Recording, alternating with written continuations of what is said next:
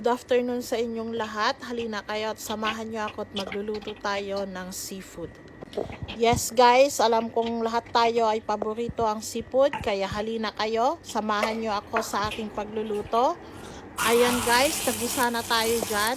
Lagyan natin ng konting tomato paste. Ayan, okay na. Pwede na nating ilagay ang crabs. Nothing to worry guys, kasi ang crabs ay boiled na po yan.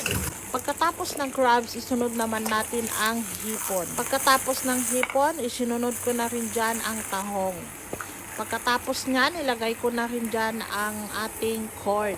Sa ating pagtimpla naman, basic lang, lagyan natin ng asin, paminta, garlic powder, soy sauce, at saka paprika. Syempre, meron din tayong ilalagay oyster sauce, Sprite, and magic sarap.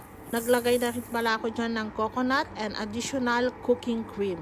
Ayan, binuhos ko na dyan ang ating cooking cream. Pandagdag lasa na rin to. Pwede na rin to guys.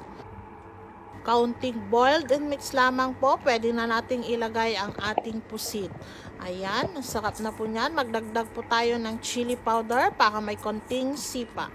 Last but not the least, maglagay rin tayo dyan ng cornstarch, pampalapot sa ating sabaw. It's ready to serve. Pwede na nating lagyan ng lemon at saka dahon ng sibuyas. Halina kayo guys, kain na po tayo.